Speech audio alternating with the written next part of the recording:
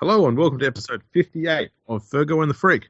I'm that bloke from Rugby League Project, Andrew Ferguson. You can find me on Twitter at AndrewRLP. And joining me as usual is the glorious League Freak. You can find on Twitter at League Freak. How you doing there, mate? Pretty good. Start of a new week. Our first podcast of August. Let's tear in. Yeah, so what are we going to talk about today? Well, we've decided that we're going to have a look at some of the poor performing sides in the comp, and we need to discuss those elephants in the room. So, by all means, mate, kick us off. well, there's really three that stand out, and then you've got a couple of other ones on the edge of them, I guess. And I think that the main three, the three worst teams in the NRL right now, the Titans, number one. I think they're definitely the worst team in the league right now. Then you've got the New Zealand Warriors. They're absolutely just terrible, just absolutely terrible. And then you've got the Dragons, who are also absolutely terrible. And then you've got other teams that just are not very good at all. And I think the Panthers are one of them. I think the Panthers have reverted to form. Very, very soft and easy to beat. So, yeah, let's have a look at their records, their coaches, and all that sort of thing, and what should happen with those clubs. Can we also throw in there the Cowboys? Yes, yeah, definitely. The thing about the Cowboys, and I've had a lot of faith in them this year, but their last performance, I was like, yeah, they're done. Yeah. You know, they kind of were very much like Penrith. I watched Penrith's last game, and I was like, nah, they're done. Yeah. All right. Well, we'll start with we'll save those cherries, especially that Panthers one. Yeah. Because you're due, given that I've been pounded by the Tigers, you're due for a bit of a Panthers rant. So we'll save that one for the back end. Let's start with the nice. Let's start with the Titans then. They've had 4 wins this year. They've lost their last 6 straight, and last weekend they got absolutely dumped on, 58-6 by the Roosters. Mm. And it's to the point now where you look at them and realise that maybe Garth Brennan wasn't to blame. Like, he couldn't get the players up to play games prior, while he was there. But the players are also showing that they're not capable of doing it anyway. Yeah, and we've said many times this year, it's not that they don't have talent in the side.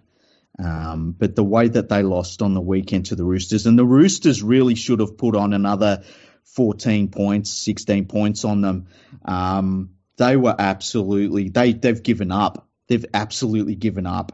And there's a lot of proven performers in that team that are just not putting in anymore. And normally what happens is you sack the coach and straight away there's a turnaround in the team of some capacity, and that hasn't happened. They've actually got worse. You could look at this team now and say that they need a complete clear out of players, because the ones they've got there, the performances they're putting in right now are absolutely pathetic. Yeah, they gave up a long time ago. Mm. They turned up for the game against the Broncos. That was probably the last time they actually did properly turn up for a game. The only games that have been close since then have been against sides that were pretty much playing like crap. And that was just the game against the Warriors after that. And the rest has just been, they've not even been in the match. Yeah, and the thing is too, like, when they were coming towards the end of Brennan being there, and you sort of wondered, are they going to get up for it? And sometimes teams do that, especially when they want to save their coach, and they kind of went the opposite way. They played really, really poorly. Yeah. And then when Brennan got sacked, the turnaround still wasn't there, and they're getting just worse and worse as the season goes on. And, I just don't – I look at their lineup. They're not the worst talented team in the league, but they're not putting in anymore. And on the weekend, there was a point there where the Roosters were almost scoring at will. And then there was a point there where the Roosters probably were just not hooking up their attack enough to – they could have put 70 points on the Titans at one point. Yeah, they sort of coasted a bit through the, especially the first 10 minutes after half time. The Roosters just coasted and went, Okay, let's put some more points on before the coach gets the shits with us. And so they Yeah, did. But yeah. the Titans have only had 4 games this year where they've kept the opposition team to less than 20 points. That's outrageous. That's how bad their defense is. And if you're defending like that, you are never going to be winning anything major. No. And like if they keep playing, if they play for the rest of the year like they did against the Roosters, you're going to start putting this team into a category of, well, is this the worst defensive side or one of the worst defensive sides in the last 20 years? Like that's the level they're starting to get to. They're going to get there. The thing is, the draw is kind to them. All right. So they've got the Dragons twice still to play. Oh, wow. Parramatta and Newcastle. Mm-hmm. And the Parramatta game is at Gold Coast. Yep. And the only one there that they're going to be shitting themselves over is round 23 when they have to come down here to play the Storm. Oh, wow. Wow, the Storm might put 70 on them, hey? They're going to put on a cricket score there. They're going to challenge Steve Smith for runs scored in August. Yeah, that's hilarious. I wouldn't be shocked if the Storm rested some players in that game because they won't lose to the Titans. Watch them lose to the Titans. But the Titans are finished.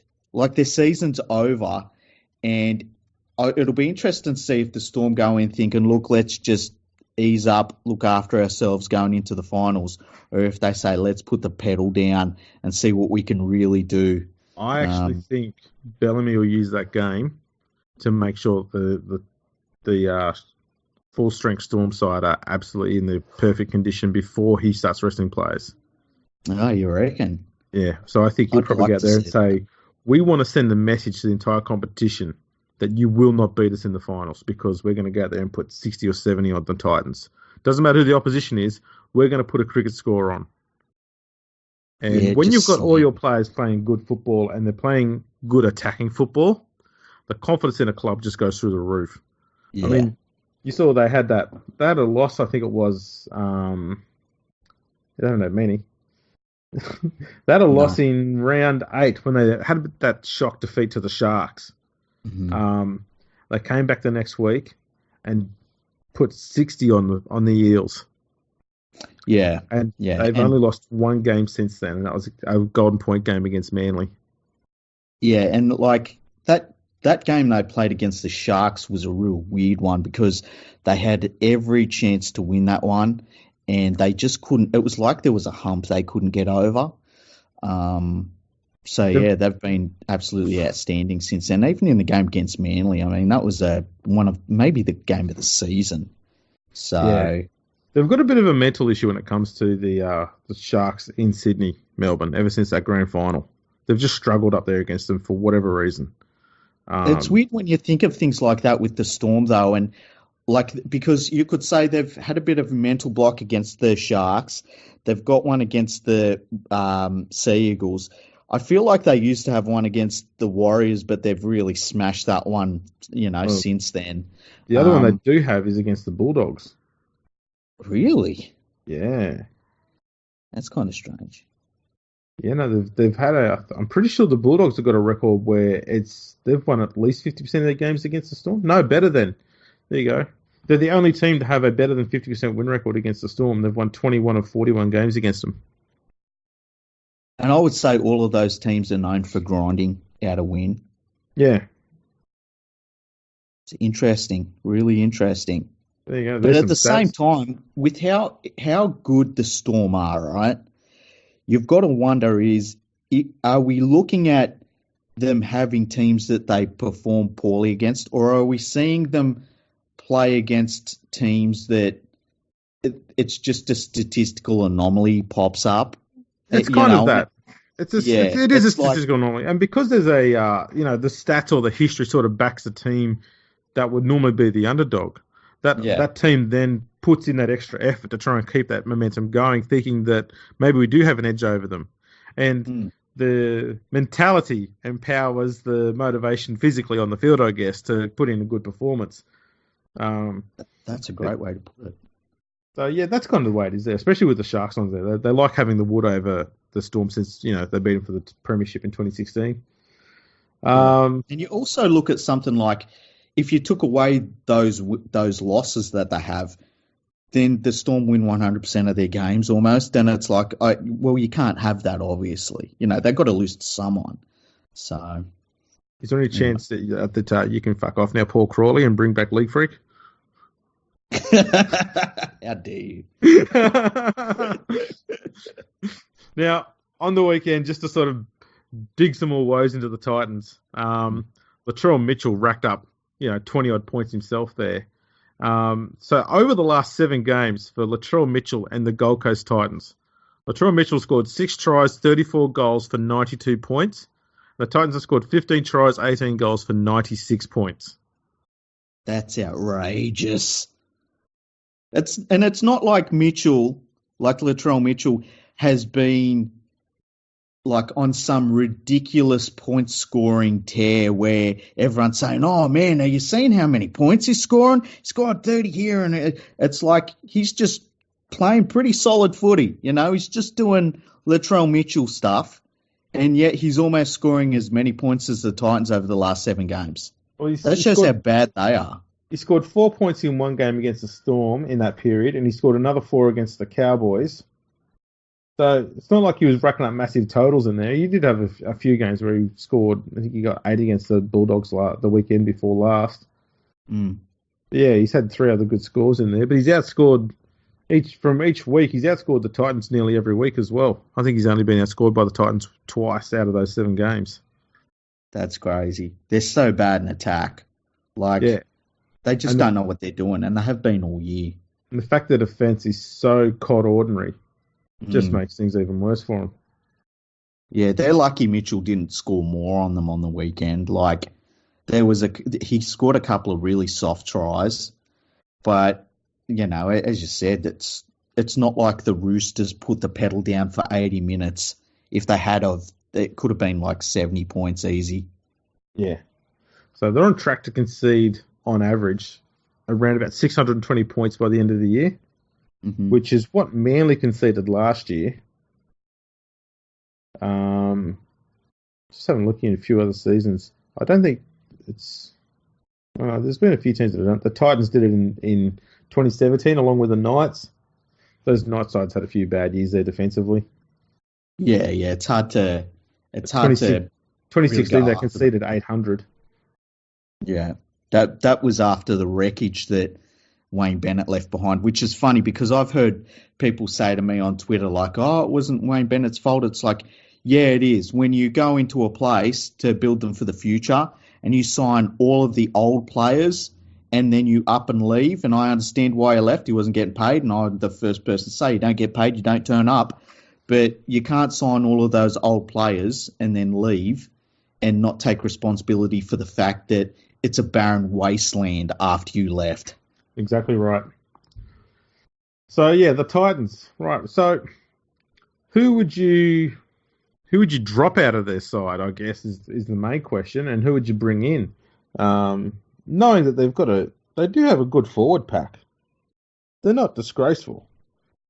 Yeah, that's the thing. Look, I think Michael Gordon, I would let him go just because I need players that I can rely on to play the whole season, and you can say he's unlucky and stuff, but he's also a little bit injury prone at the moment. I would let him go. Peachy, I would have let go earlier in the year. I would have said, look, you don't want to play for us, just go, just leave. Ash Taylor's on so much money that I think they've got to do something about him because when you're on that much money, and I don't know what was happening with him mid-season, but I can't have my highest paid player at the club needing time off mid-season. Really tough year. You kind of got to turn up. That's what the money's for. Imagine too that your highest paid player is on close to $1 million a year, and he wins 35% of his games. Exactly. Yeah. At some point, you've got to say, well, we're paying all this money and we're not really getting anything extra out of you that we could not get from a young bloke that's on hardly anything. I'd also be saying, look, you know what, Ash? You've earned some good coin out of us. the best thing you can do right now is go and play Super League because no one in the NRL is going to sign him, and he's not going to get this money ever again. And I don't see that he's any better than some of the Australian players that are in the Super League right now, like Robert Louis. I don't see how Ash Taylor can be regarded as being better than Louis. And Louis is a standard to okay half over there. That's where Taylor is. We've talked about this a little bit too. It's all well and good to say potential, but at some point you are who you are. You know, and if you're a halfback that wins 35% of his games and costs $900,000 a year, that's kind of that's who you are. Yeah. And that potential has to be cashed in at some point in time. He's 24, turning 25 in March next year. Sorry, but potential is not something you ride on at the age of 24 going on 25 anymore. That tag stops being used at the age of 22. Exactly. You know, Tom Trbojevic came into the game with a shitload of potential. And now we're seeing it all the time, and he keeps getting better. That's the transition there. Taylor has not got any better from when he first came onto the scene. He's just the same player he was then. Yeah. Difference now is he's got a lot more fucking money. Yeah, exactly. And they need to just, if you're clearing the decks, you need that money. You just need it. You can't be saying, well, we've got 900,000 locked up in a halfback that wins very few games and just every so often just needs time off. You know, you can't do that. No club can do that. Exactly. When I look at this team, I wonder who made the decision to sign Callum Watkins because, like, what was the decision-making process there? You know, you've got an English outside back. How often have they been any good ever? You know, and then you're bringing him to a club that isn't winning. Okay, you're bringing him to a club that needs some changes. You know, and he is a change, fair enough. But is he the change you want? Like, who made the decision to get him? And was it Brennan? And did they let Brennan make that decision at the same time they knew he was on his way out? Or was it Mal Meninga that did it? Like, who made that decision? Because whoever it is should not be at the club anymore. I will say this. I don't think Watkins has played badly, but that's hardly a comment given how badly the Titans have played. It's easy to look decent in that side. But he's not been the reason why they've been losing the games. No. The problem we've got there is why sign any centre? Like, if you're going to spend money on a player to come and help the team out, it's not a centre that you buy. You're buying someone in the spine, or you're buying an important forward. It's not an outside back. I don't see why, you know, you can't tell me that you could bring any test player from around the world who plays in a backline into that side and instantly make them successful. I don't think you can put Josh Adokar or Vunivalu into that side and make them successful. So I can't see why you'd buy Watkins and think that that's going to work. Yeah, who was sitting around saying, you know what we need? We need Callum Watkins. We really do. Let's get him mid-season. I don't know why you do that. It's a signing you make. To know if you made that decision. It's a signing you make when you want to sign someone, and that's it. And he puts his hand up. I'll take the money. They go, okay, here you go. Look, I look at the Sydney Roosters when they brought in Ryan Hall. Okay, now I thought it was a bad signing when they made it, but I can also see where the Roosters are like, look, we got a little bit of money to spend. Let's roll the dice, see how it works. I can see that decision-making process. Now, it hasn't worked out for them, but the Titans are not the club that are in a position to make that decision, you know? So it's just goes to show the way that they have put their team together for the most part is just like, let's just chuck bits together and work it out later on. And it doesn't work like that. No. Yeah. With the Titans halves, I'd be keen to drop Taylor. I think Jax, Brimson, and Tyron Roberts are a solid enough three for the spine. They've got enough in them for the time being to make that team perform reasonably well. I think I think for some reason, too much of the direction of the team's attack has fallen on Ash Taylor's heads, and he doesn't know how to handle it. We've seen the Titans play better when Taylor wasn't there and Roberts was in control of the side. You know, they had 2 wins in 3 weeks there. They beat Manly in Brisbane. They almost beat the Cowboys. They were looking good, and then they almost beat the Warriors. And then they started mucking around with the coach and stuff like that, which derailed the team completely, and they just fell apart after that. But bringing Taylor back, I mean, we saw it yesterday. He did this thing where he has the ball in his right hand, and he does this sort of show and go thing where he, you know, holds the ball out behind him. And as he did that, before bringing it back to his left hand and holding it in 2 hands again, he just dropped it. And you went, that's just dumb. Yeah. How can you pay someone who does that so much bloody money? You can't even hold the ball in one hand. Yeah, and like, we're about the same age, you and me. We're both 25.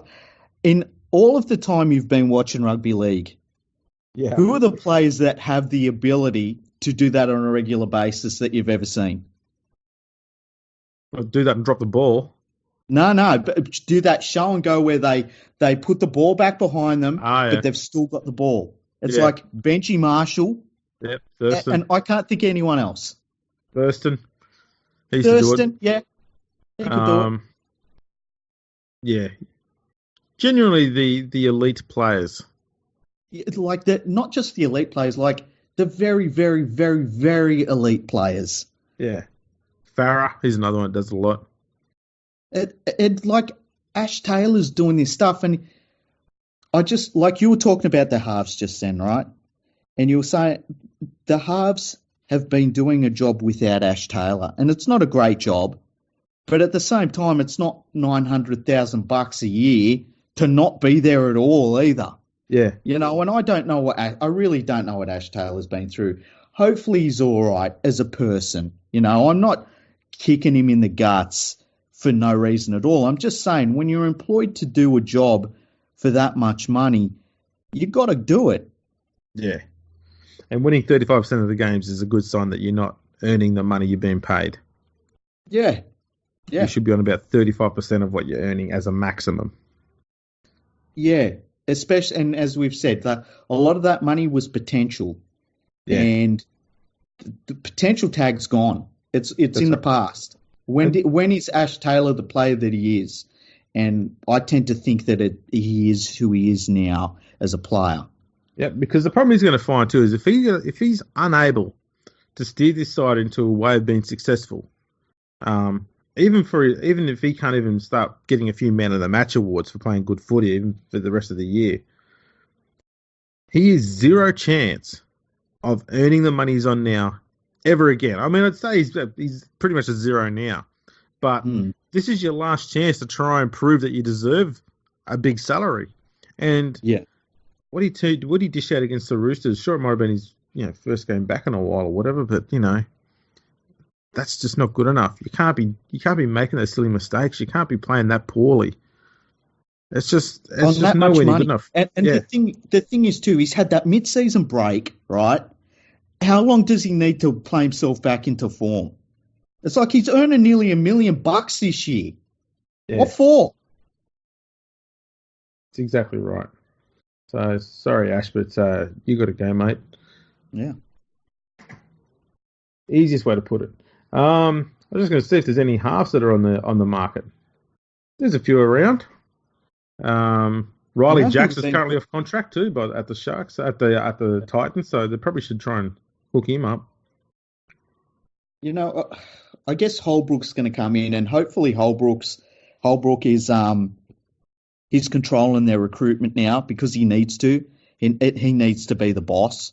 And I wrote an article on the weekend saying that he can't have Mal Meninga looking over his shoulder. Like, if he wants to be the actual coach of the club, Meninga needs to go. And he needs to kind of go now. Like, Holbrook needs to get the team that he wants, and he needs to be able to make those changes going forward. And, he can't have another voice. He can't have another person in his ear saying, oh, you know what I think? It's like, I don't care what you think, Mal. I'm the boss here. Go away. Because the real hard fact of the matter is that Mal Meninga was brought in to do a whole club review of the Titans at the start of the year. And they're in the worst position now than they were when Mal Meninga turned up. And how much of that do you put on Meninga and his review and all of the recommendations he's made? I mean, shouldn't have Meninga been the first one to say, look, I know that somebody here wants Callum Watkins to come in, but no, I'm not letting that happen. Not on my watch. Well, exactly right. Yeah, I don't know. As I said, I don't think they've got a horrible roster. I think it's workable, but all those players need a massive boot up the date. They really do. They really, really do. They've got some really good players. Some players that have done some really good things over their career, and players that have done some really good things at the Titans. Yeah. But to put in these performances they're putting in is a disgrace. And there's no external motivation, even from a coach, that is going to come in and fix that. It's got to come down to the players wanting to have careers beyond what happens here at the Titans. Because right now there's a lot of guys that are playing themselves out of first-grade careers. Exactly right. Someone else who's playing himself out of a career too is possibly Dragons coach Paul McGregor, who arguably would have, I would suggest, a top 6 squad, and they're in the bottom 4 of the ladder. And I can't say that the players aren't putting in the effort, because a lot of the games they've lost have been close losses. I think their problem is entirely to do with game plans. Yeah, it's, another team. I mean, they've got so much more talent than the Titans, and they've got elite talent. Like, they've got some of the best players in the world in their team. And they've got, like, guys, someone like Hunt, and there are people that don't rate Hunt, there are others that do. At the very least, you can say he tries his ass off in every game. He might not make the best decisions sometimes when the pressure's on, but he tries in every single game. And, they got Widdop back now, and they're just terrible. Yeah, I think the best way to put it is, if you had to choose between spending $1 million on Hunt or $1 million on Ash Taylor, Hunt. Oh, Hunt, every day of the week. Every day of the week. I don't know what they do to change outside of changing their coach. And we were reading articles on the weekend saying that they were going to let go Ben Hornby and Dean Young from their coaching, their group of coaches. Yeah. And it's like, I couldn't believe they were there at the club. But at the same time, I can't believe that they're the part of the problem. Like, I think the problem needs to start with McGregor. And you need to get someone in there who's going to shit them up. Someone who's got a clue on how attacking structures work. And Dragons fans, because we've been talking about this and a lot of the mainstream media isn't, Dragons fans have been messaging you and me for the last few weeks saying, keep talking about it. And one of the things that they've said is they're sick of the club trying to find a coach internally.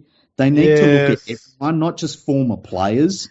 The Tigers had this for a long time too, and it's this whole concept of, if we get someone who's from within the club, they'll be loyal and hang around, and we don't have to worry about paying out their contract. And no, you shouldn't be thinking about avoiding contracts being paid. You should be thinking about winning games of football. They've got the squad. Just go out there and win now. It's all they need is proper coaching, and McGregor doesn't offer that. He never has. Say you put in, like, for next year, right? We'll start it next year because we're so close to the end of this season. Mm-hmm. Say you put in Griffin or Tuvey. Like, you look at that Dragon side and you're like, they have to be a top 6 at the very least. They're probably a top 4 side. Yeah, there's no reason why they shouldn't be. I mean, they've got a great prop rotation. Oh, it's amazing. Brilliant back rowers. You can't criticise the halves at all. No. The 3-quarter line's a bit iffy. Yeah. But I mean, when you got a forward pack that good, you don't need superstars in the back line. So that's true. And they've got the youngster on the wing, Saab. He looks like a pretty handy player. Yeah. Ravalawa as a winger is fantastic. Aitken is a bit of an issue. I think that he he showed a lot of promise, but he has not played well this year. But it's like you can fix those problems. You can bring in youngsters and sort those problems out. They literally are the peripheral issues that a great team would love to have. And everything else is set except they're not winning games. And that comes down, I think that comes down to the coach, definitely, especially when you've got a coach that's been there for so long and the results haven't been there. Like, how much longer do the club need to give him before they say, oh, yeah, maybe he's not a good coach? They've given him far too long already. Yep. I don't know who they get in, but they need to get someone who's got nothing to do with the club at the moment in there, because obviously hiring within is not working. They need to go. I mean, look at the time that they did look elsewhere for a coach. They won a friggin' premiership. Yeah. And they go back to hiring from within, and they haven't been in the hunt since. And I don't understand the hiring within thing too. Sometimes you hear like, oh, well, they know our culture. They know our culture. If your culture is underperforming, you need to go away from that culture. Exactly. The culture is not working. Yeah. And there's two very good coaches out there ready to go. Like, I don't know why a club wouldn't pull the trigger. And look, a lot of it's going to be they're going to have to pay out McGregor's contract. And that's because they made a terrible decision to re-sign him. And whoever made that decision should be sacked. Agreed. And they need an experienced coach. Yeah. It doesn't matter who. They need an experienced coach in there. They can't go picking some other bloody Johnny-come-lately who used to play for the Dragons in there.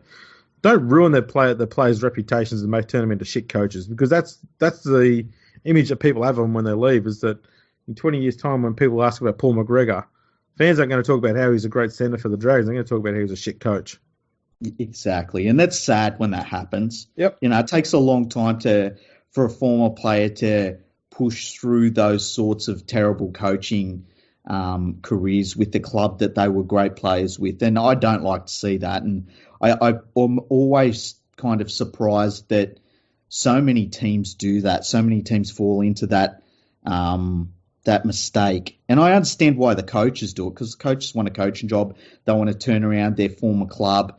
But, yeah, it doesn't work. It just doesn't work. And, I mean, how many times has it ever worked? I think it's fair to say you go few and far between when you see a former great player turn into a great coach at all. Yeah. It usually goes the other way around. Like the not-so-great players become great coaches and vice versa.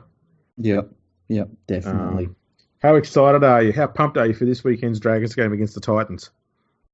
Oh, it's going to be... can they both score no points? Can this just turn into a black hole and suck in all of humanity? Surely they can both lose. That's the first game on Saturday. Maybe we should do a live. I was thinking it's tempting to do a live show for that one. Yeah. We could just watch that game and just abuse them the whole time. Or just yawn for 100 minutes. That would work too. Moving on to the Warriors. They've now lost 6 straight games at Mount Start Stadium for just the second time in the club's history, and the first time they've ever done that in a season. Yeah, and they are just getting worse and worse. There have been some frustrating teams to watch over the years, especially Warriors teams. This might be the very worst. I watch Roger Tuivasa-Sheck and cannot believe how good he is. Cannot believe how well he performs every single week in this terrible Warriors team. And I worry that he's going to get to the end of the year and he's going to say, listen, I wanted to be here. I'm on big money, but I can't waste one of the best talents in the game on this Warriors team anymore. I've got to go somewhere where I can win premierships and stuff, because he is a top 3 player in the world. I would make a really good case for him being the second best player in the world right now. And he is just being let down by a terrible club, a terrible team, terrible decisions, a terrible coach. and a club that makes the most stupid, ridiculous decisions over and over again. Would you think if he was to jump out of the pen and into the fire, would you think that he going to the Titans would be a good move if the Titans decide to get rid of Taylor and bring in RTS to play fullback over there? Do you think that would help the Titans, and do you think that would help RTS, or do you think that would be just more of the same? I think he'd be probably. Oh, look, man, that Gold Coast team isn't the worst team in terms of talent. That's what I'm saying. They've got a great forward pack. It really is. And with a new coach there, we don't know much about him. Is it a risk worth taking? Because, I mean, he knows what he's going to get. If Kearney hangs around again next year, it's going to be more of this. Yeah. Do you take the punt on a Gold Coast move? You know the team that it would be scary, really, really scary, if he went to the Cowboys and you've got him and Jason Taumalolo. Yeah. That would be just... And look, they're both $1 million. Like, I don't know how much RTS is on, but he's got to be on a bloody good amount of money.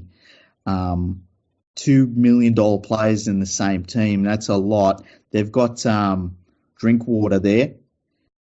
But, geez, if you put RTS in that team, like, what do you do? As an opposition team, what do you do? Yeah, you're putting 6 players on RTS and 7 on Taumalolo. Yeah, and Taumalolo's all of a sudden running for 300 metres a game. Yeah, it's crazy. I don't know about the Titans. I feel as though I watch the way RTS plays, and he just deserves to be in just a good team. And this Warriors team is not good at all. And again, this is largely down to bad coaching, and if more than anything, bad selection ideas as well. He's got a lot of good players at his disposal, especially youngsters coming through.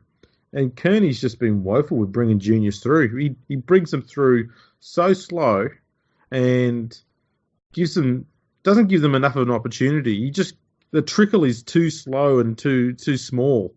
So by the time that he actually does need them, then they're 22 years old. They've played like 4 games over 4 years. They're still not ready.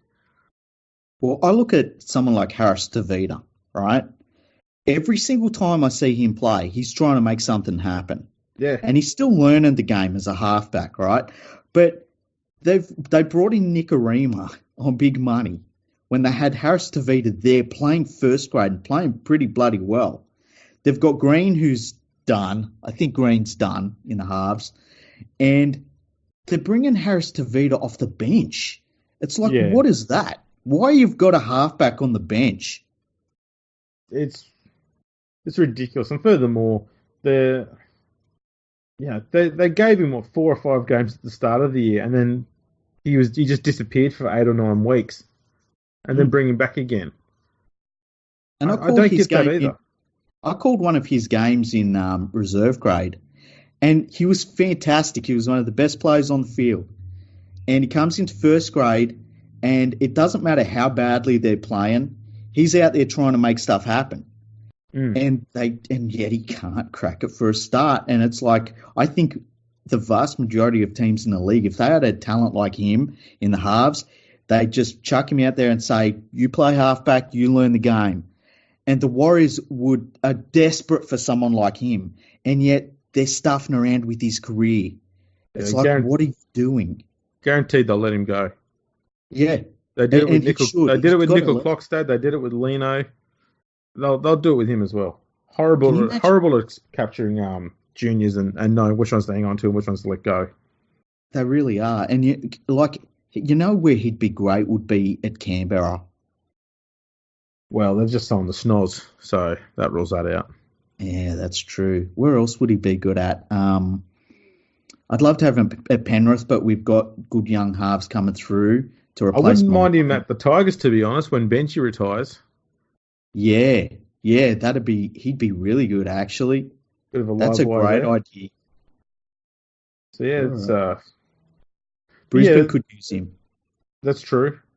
I don't think there's much hugely wrong with the roster they've got.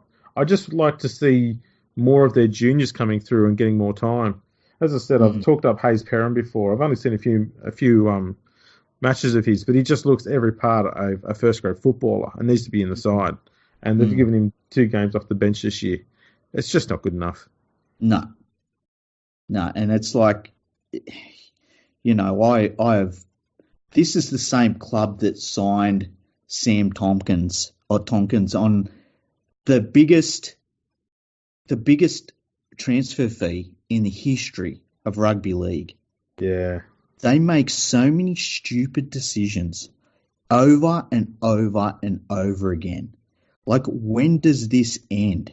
Warriors fans must be so frustrated because it just keeps happening again and again where they make stupid personnel decisions. And the coach, like, look at the coaching decisions they've made. Brian McClellan. Like, what the hell? And then they bring in Kearney. And they're sticking with it. And it's like, why? He's proven himself. Well, speaking of one of the other coaches, Ivan Cleary. Yeah. I was looking around at some stats the other day, actually this morning it was, about the West Tigers and their try-scoring prowess. And this year they've already scored more tries than what they scored in the whole of last season under Cleary. And it made me wonder if Cleary is just a coach who does not know how to make a team's attack better. And you look at the Panthers this year, a side that could score at will last year. Like, if they were down and needed 3 tries in the last 10 minutes, they'd do it. They just go, right, let's go get those tries down and bang, win the game. This year, they look like they are struggling to get 3 tries in a game against anyone. Yeah. What's going on? That's a really good question. I don't have it. First of all, let me say I don't have any problems with anything Nathan Cleary is doing. I think he's doing a good job. I tend to blame their forwards. I think the Panthers, and I've said this before, I said it earlier in the year, their forwards are so soft. They have one of the, if not the softest forward pack in the league. I think that's part of the problem. But we were talking about this earlier on. The Panthers this year tend to be going side to side before going forward. And I think that's where, when you've got Kikau out of the side, who Kikau just is a monster who can't help but go forward. When he's out of the side, they've got very little go forward. And you were saying before how Cleary likes to have back rowers out in the back line and trying to get opposition teams to worry about them. And it just doesn't work, and because they're not going forward. Yeah, it's this really thing, because I'm fairly certain the same thing was happening last year at the Tigers. He was trying to play on the edge of the ruck the whole time, but wasn't earning the right to get to be out there and playing football out there, because he hadn't made the meters up the middle. Yeah. It's they need to do something with the systems they got there in attack. They need a genuine attack coach, because Cleary looks incapable of understanding how an attack should function. The defence side, I'll give him credit for, okay, especially at the Tigers there. He had their defence working like a charm at the start of the season. Their problem was they fell away a bit at the end of the season because it was a fairly new sort of squad. They were still working out together, but when they worked well, they were one of the best defensive teams in the comp. And the Panthers have that ability as well. But every now and then you'll just get a game from them where, bang, they just let a team drop 30 on them. And look, the mistakes that they make are still there, and that's a big part of the problem. And I think the winning run glossed over some of those mistakes they were making. And look, we've got the State of Origin halves. Like, you can't blame them. And they're linking up. They're going across the field. I don't know what more you can really ask of those two.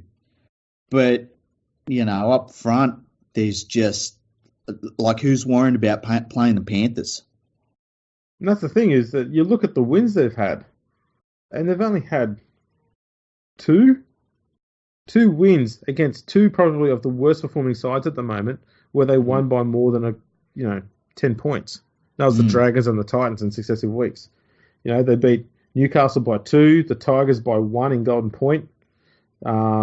Parramatta by 6, Manly by 3, the Roosters by 9, which admittedly was a good game. South by 1, the Warriors by 1. Even the games they've been winning, they've only just been winning them. Mm. And there's been a lot of games there where you could probably say the opponent just didn't play all that great, or and a lot of it comes down to the Panthers didn't let them, but at the same time, it's not like you can say too many of those wins they had over those opponents. The opponent was, on fire, and it was a classic match or anything like that. So, they're in. I think they're going to miss the finals. I think that they had that winning streak, and they're now kind of being found out a little bit now that teams are back on it after the Origin period. And I'm starting to look towards next year now, and I see a lot of these forwards that I think they need to move them on. It seems like they're trying to move some guys on, and they're lucky that they've got so much talent in their juniors that, there's so many youngsters that they can bring through, and that lets them move players on. But, yeah, this year has been a really bad one for the Panthers, especially when you consider what they did last year and that they decided to change their coach because top 4 wasn't enough for them, and now it looks like they're going to miss the finals. Yeah, and they've got a tricky run home too. Like, they've got the Sharks this weekend, and then back-to-back games in Queensland against Brisbane and the Cowboys. And while they're not travelling great themselves, playing games in Queensland is never an easy thing to do. Then they've got the Roosters. Yeah, then they've got the Roosters at the SCG, and then they've got the Knights at home. So yeah, I mean, look, if they can win their way into the finals, there's no doubt about that. I don't expect them to. It's a tricky run. I think the Cowboys and the Knights game should be wins for them. Yeah. Cronulla, Brisbane, and the Roosters, though, they're a bit harder to pick. I'm not saying they'd lose them. I'm just saying they're a bit harder to pick. I don't know. Depends on how those sides turn up. Cronulla's been a bit hit and miss this year because new coach, bringing in a fair few juniors, so they're playing a little bit differently. So they might turn up and do what they did to South, so they might turn up and do what they did a few weeks before that against Melbourne. You just don't know with them. Brisbane's fairly similar, and the Roosters, well, they look like they're back on form, and I don't know if Panthers could stop them. Yeah, and like when I think about, say, this weekend against the Sharks, if Kikau doesn't play, where do their points come from? That's going to be their problem. Yeah. The other thing is their defence going to be good enough to keep out the Sharks' edge players, the Bronson Cherries, Josh Morris, Wade Graham? Mm. Yeah, that's a stunning edge attack over there. It really is. It's I don't know how any team shuts that trio down over there.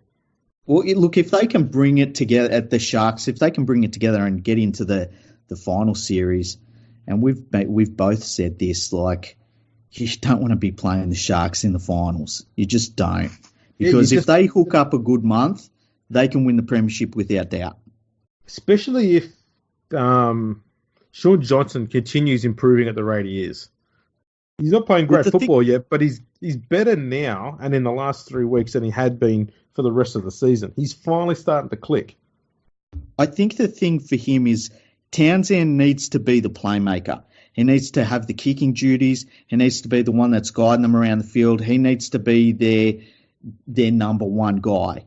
And Shaun Johnson needs to have none of that put on his shoulders. And if they do that, that's the way it works best. Because Johnson's a ball runner. He's not an organiser. I think that's been proven time and time again. And when he just has to worry about playing what's in front of him, he's fantastic. And I think we saw that a little bit on the weekend. No, he certainly did. And it's good to see. And plus, I think it's worth noting too that last weekend, I believe, is the first time the Sharks have been at their full strength this year. Yeah, I'm trying to think. Yeah, you're right. The only thing that worries me is I think Matt Moylan is... Yeah. If he's not in the side, I feel like they're better. That's the elephant in the room. I don't think anyone can argue that Josh Dugan has been in brilliant form the last 2 weeks, and he's been a large reason why the Sharks have won their last 2 games. And it's been because he was playing at fullback. He's looked so committed and so much better. He's been running harder, running faster, putting in more effort. He's just looked so much more committed those last 2 weeks. And Moylan came along and just fizzer. He's an absolute fizzer. Yeah, and he makes too many mistakes. He does too many things where you're like, what the hell is he thinking? What's he doing? And, you can't have that as a finals team. And the thing about Dugan, and I'm not Dugan's biggest fan, I think he's almost done, but he's not going to stuff it up for you. No. And that's the thing. The other thing he's not going to do either is take it easy. As we've discussed, part of the reason why he gets injured so much is because every time he has some sort of mistake or something like that, he feels in his own mind that he needs to come out and play 10% even tougher and harder and faster than he was before, which inevitably leads to harder collisions and eventually an injury somewhere. That's been his problem. And the last 2 weeks he's been playing good football, but also playing hard as well. So he's been in the best form he's been in for several years. So I'd have been persisting with him at fullback, and I don't know what you do with Moylan. He's the third wheel now. I'd be ringing up the Gold Coast and saying, imagine having Matty Moylan in your side. Ooh, that's what I'd be doing. Or ringing up Penrith saying, do you need a fullback? No. How dare you? Hasn't that rumour already started? It has, and I refuse to confront the rumour because, as I said on the weekend when we called that live game, if that move happens, I am going to go off my head. If that move happens, it's going to lead into us doing an episode about Matthew Elliott because it's going to venture into that territory of a Matthew Elliott type decision. This guy no, I'm not even going to start. I'm not even going to start on him. We're going to have an episode about him sooner or later. We need to.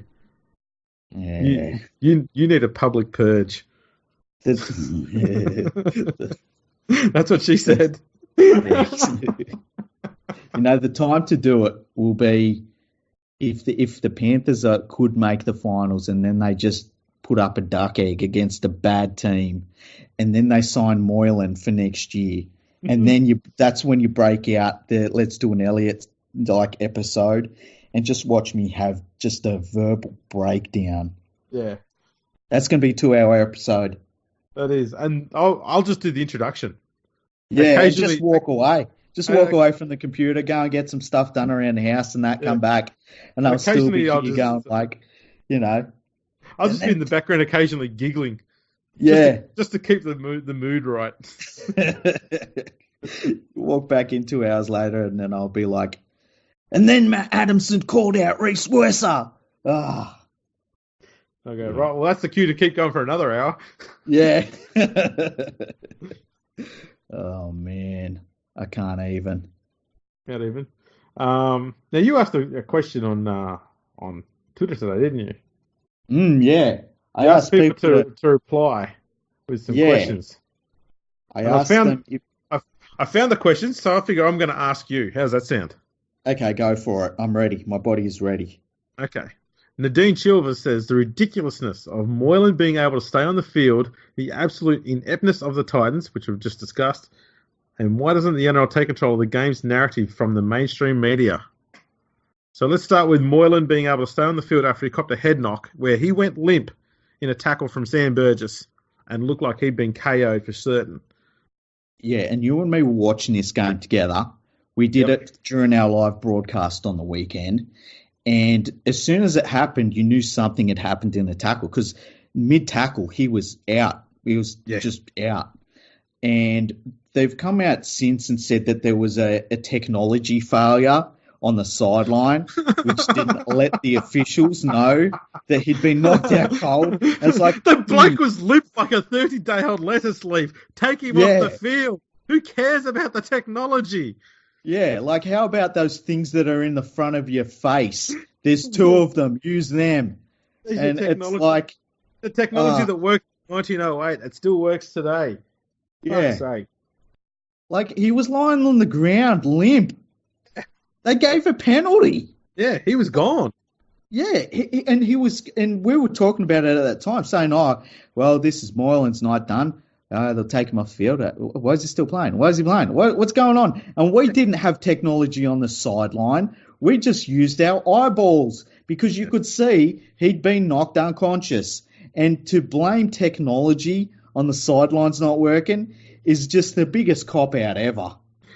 It's kind of like that. We could have actually just blamed Donald Trump for that. Would have made much sense.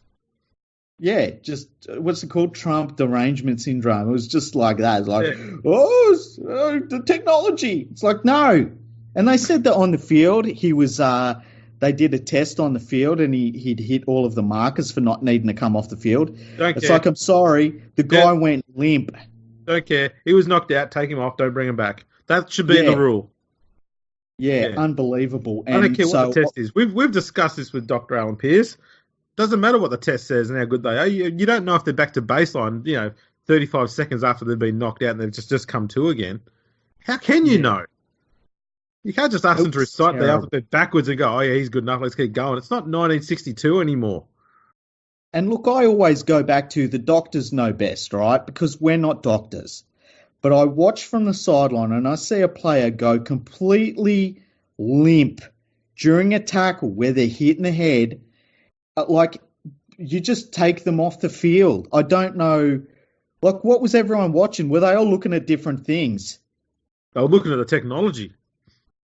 Yeah, they were banging the side of the TV going, it's not working still. Like, how about you just watch the game? Exactly. That was just dumb. Yeah. Couldn't believe when I saw it. He then went off about, I think, 5 or 10 minutes later. And I thought, well, maybe they've realised they better take him off now. Daddy? But then he came back on anyway afterwards in the second half. Daddy? Hello, Well. I don't want to wear this one. I wanted to wear the butterfly dress. I want to wear that one today. I said I want to wear it just tomorrow. You can wear the butterfly dress tomorrow. No. Yeah, we're going to the library tomorrow. You can wear it then. No, I don't want to wear it at the library. Okay, well, you go get the butterfly dress and you put it on then. Okay. Problem solved. Yeah, Parenting it's interesting she brings that up because I'm wearing my butterfly dress today. Well, I think it was the fact that I was wearing mine too that she sort of felt that she needed to dress like that. Nice. They are. Sometimes you want to. That's our podcasting attire for both of us. Yeah, yeah, and sometimes you just want to feel pretty. Yeah, yeah. I feel special when I'm wearing my butterfly dress. So do I. Someone who's not pretty. Phil Rothfield. Matty Adard asks, Rothfield's attempts to get his mates back on the board of the Bulldogs by trashing the current board with a bunch of bullshit rumours, Always fun to rag on rosy cheeks. Yeah, I don't know what's going on there. I've not been paying attention to what Rothfield says, so I can't comment. Yeah, I got to say I'm the same. I don't know what's been going on. I always find it weird when football club boards...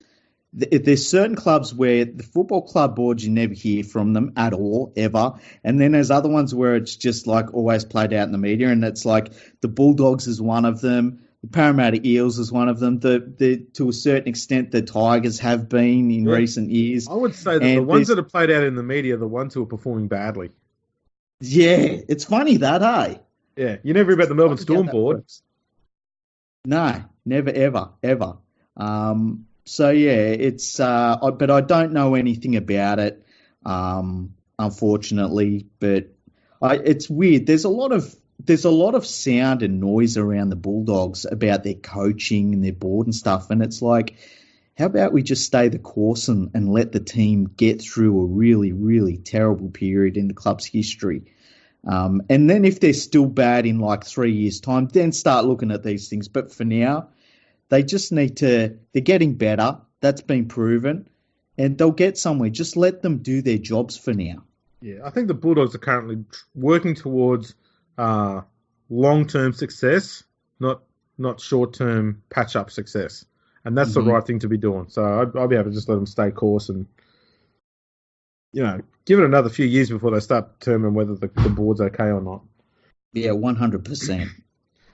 Captain Kicker says, here's what I've noticed. While we're rebuilding, quote unquote, the Dogs have become the NRL's schlep rock Everyone who loses to them is instantly consigned to they can't win the comp basket. Yeah, that's funny, eh? That was a good tweet. I like that one. Yeah, there is. It's like I know I watched on the weekend and I was like, Panthers are done. Look, it's a good place to be because you'd rather be one of those teams than be the opposite side of it. And it's like, ooh, they might have played this team into form to win the premiership. You'd rather be that team. But it's a funny season the Dogs have had because at the start of the year they looked terrible, and now they're looking not too bad. And like, there's no one's playing an easy game against the Bulldogs. It's been that way for a good couple of months now. Yeah, look, it's worth noting too that their worst losing run was 4 games. So they lost the first 2, then they had a win against the Tigers. They then lost 3, had a win against the Cowboys, lost 2, beat the Titans, lost 4.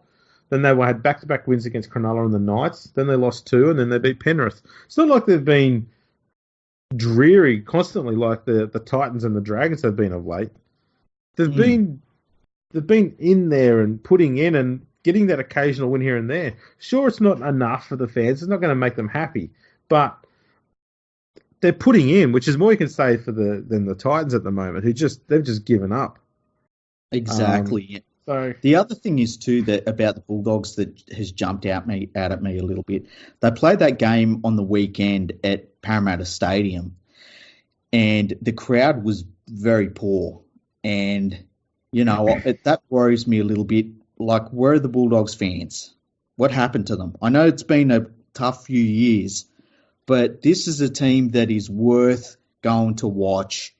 And as you say, they put in, they don't give up, and they're the least talented team in the league. Easy. Where are the Bulldogs fans? That should have been a good 15 to 20,000 on the weekend. I've long said this, and I'll stick by it. Knights fans put everyone else to shame because they came out in droves to support their team every week for 3 years when they went through that horrible rebuilding phase and they picked up wooden spoons and got pounded every week. They still turned up in their, 10, 12, 14,000 crowd numbers. They still had massive crowds there. Yeah. But Sydney clubs, if they have a poor run, the fans just abandon them and give up. We'll come back when they start winning again. It's pathetic. It really is. And there's of the Sydney teams where their fans don't completely abandon them when they're losing, I think, who could you say? I think that the Dragons can still draw an okay crowd. I don't know about the Panthers, Well, the Panthers don't end up with 4,000 at a game, that's for sure. The Dragons' last 4 home crowds have all been under 10,000. And that's understandable with how terrible they're playing. They also had, there was one game where the fans found it hard to get to the stadium because there was an accident down going towards Wollongong. Yeah, that was against the Storm, wasn't it? I think it was, yeah. They only had 5,500 turned up for that one, but they had 7,000 for their game at the same venue against the Cowboys. Mm-hmm. It's only 1,500 more than the one that was in fact, impacted by traffic. They had 9,000 against Canberra the week after, and they had 9,500 last week last weekend at Cogra. At Cogra, yeah, and for a bad crowd, that's not bad. Yeah, I guess is what I'm trying to say, because there's been teams like the Rabbitohs. They've had some crowds when they've been going bad that were 4,000 at most. The Roosters can get 4,000 now. I'm trying to think. I know the Panthers have had 6,000s when they've been going poorly. The West Tigers can get down to about 5,000 when they're going poorly. Manly, I guess, are the same. So, when you're going poorly and you're getting 9,000, that's pretty good. Yeah, but, when the Knights were going poorly and still getting 14,000. Yeah, it's a completely different beast up there, right? I guess what I'm saying is on the weekend, I felt as though at that new stadium, it was a... Yeah, keep going. At that new stadium, I felt like it was a chance for Bulldogs fans to go out, support their team, check out the new stadium, try and, see how it fits, see if they like it there, see if they want to make that a permanent base. And I was just a bit disappointed with the crowd, especially against another Western Sydney team. And look, Panthers fans don't really travel. I'll put my hand up for that. But so I was a little bit. But how far is that journey, though? Come on. Look, I've said this before that that trip from Penrith to Parramatta, the media will say, "Oh, it's Western Sydney," but that's a bloody long way. A bloody long way. Okay. So you're talking to someone from the country here. How far is that long way? Listen, okay. There's a lot of traffic lights. All right. Yeah. There's traffic lights. There's road works. Right. So come on now. So let's put it in. Okay. So from where I grew up, okay, it was about 70 k's to the nearest hospital. So put that in comparison with how far it is from Penrith to Parramatta Stadium. What are we talking? 150, 200 k's? It feels like it. It's funny. When I met one of my followers that's from Hull, Adam, a few weeks ago, and he travelled out to Penrith, took him to Panthers Leagues Club, and he got to, I think it was Parramatta, and then he had to do the distance from Parramatta just on the train, out to Penrith. And at one point he sent me a message saying, "Holy hell, this is a long, long way. I didn't realise how far Parramatta was from Penrith." And I was like, "Yeah, it's a fair travel, but yeah, it's just eyeballing it. It's got to be 300 k's from Parramatta Stadium to Penrith Stadium." Adrian F said, "How is Mary still coach of the Dragons? Fans have had enough. Banners at the game. More to come from us fans." Well, we did a whole episode about how he should be sacked, and we discussed it pretty well today as well. Yeah, what episode was that? That was about 40-something, 43, 40. Yeah, number 112 or something. It's there. It's not too far back, but yeah, we discussed it. It's going to be interesting to see what banners they come up with. The Dragons are pretty good at coming up with some banners. So, can you think of any rhyming slang or anything for, Sack and Mary McGregor? Yeah, I don't know. That's a good question. What's do you a remember classic? Do you remember that advert?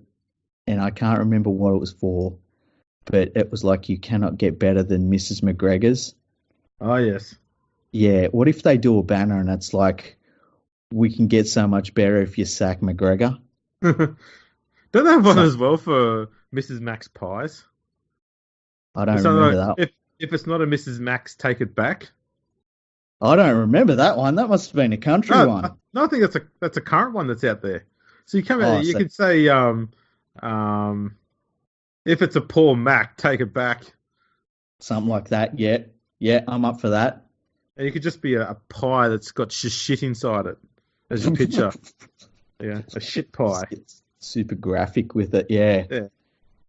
Yeah, the fans are sick of eating shit pie. Exactly. That would be good. They'd rather just an empty plate than what they're getting served up by McGregor at the moment. Definitely.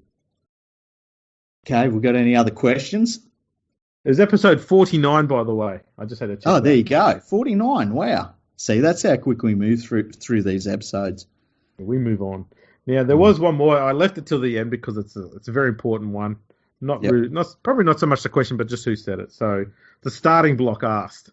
Oh. The return of Steve Smith and Matt Wade to the Australian lineup, saving our ass in the first test. The triumph. Triumph. Oh, you are all scared of Edgbaston. It's like, what? Since when? And then Smith, he just goes out there. He's not worried about ball tampering or anything this time around. He's just hitting the ball. Just time and time again. Can't get him out. He's just hitting the ball. He's racking up the runs. The first batsman to come along since Bradman to make the Poms look hopeless. Yeah. Well, since, we've had heaps of batsmen do that, actually. Oh, not as much as he has. So not as much, yeah. For those rugby league fans who haven't been watching the cricket, first test started, what was it, last Thursday, last Friday?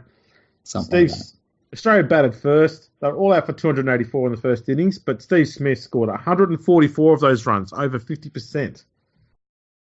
England then he's all right, eh? He goes good. England then scored 374 to take a 90-run lead. 90-run lead. Australia then blitzed that, thanks to Steve Smith scoring another 142 runs. And backup wicketkeeper Matt Wade, with his being recorded as the side, scored 110 to rescue that innings.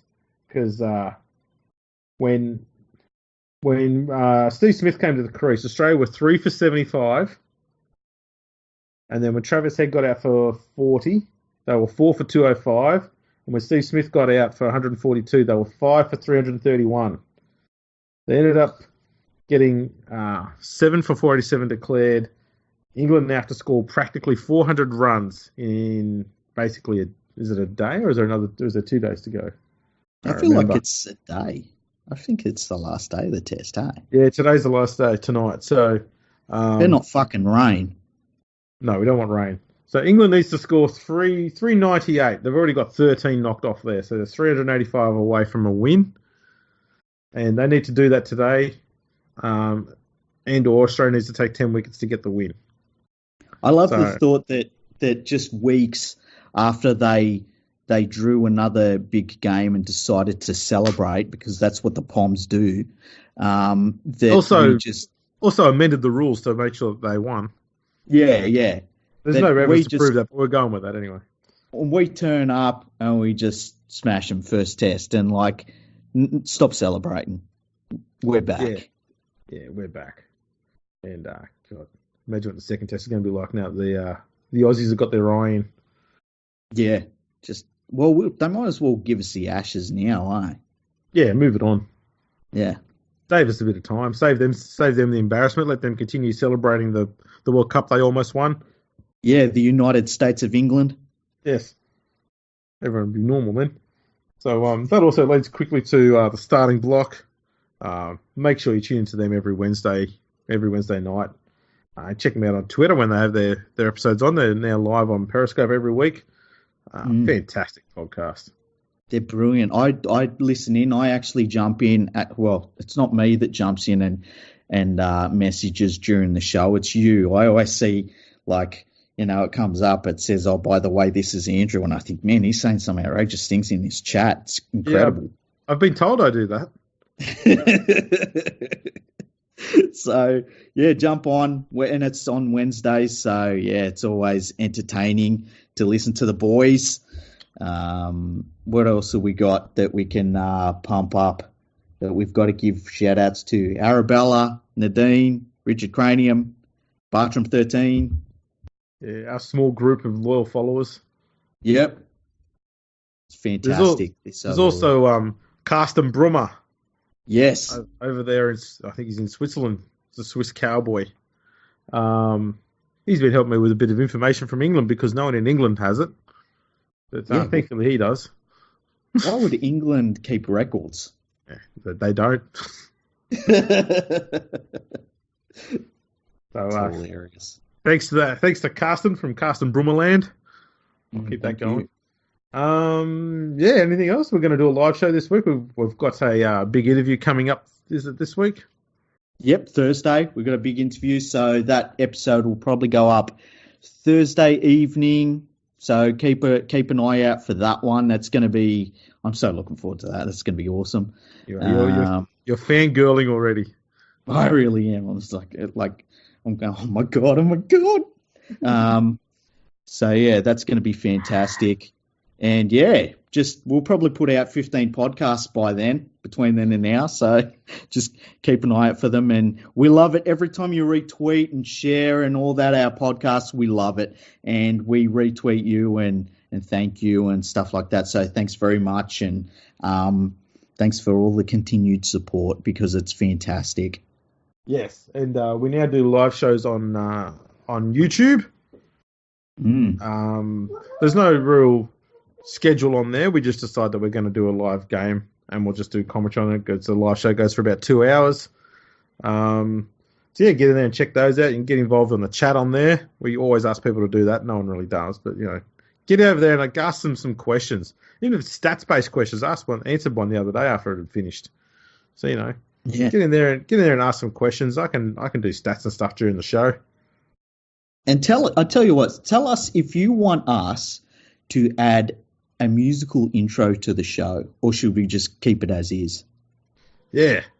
If we could change the show in any way, other than getting rid of Freaky and myself, because obviously we're the reason for it, how could we improve it?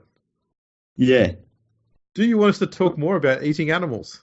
Or less? Nah, say more. Say more. Well, that's right. We want to steer you towards more, but we want to we want to make it feel like you've got an option here as well. Exactly. So, get involved, get in touch. Drop us an email, podcast@leaguefreak.com, and send us any questions you've got on there or any ideas you've got that you'd like us to talk about for an actual episode. We've got one lined up, which we might probably even attack that one today, the one that, not today, this week from Bartram 13 that he sent through a while ago.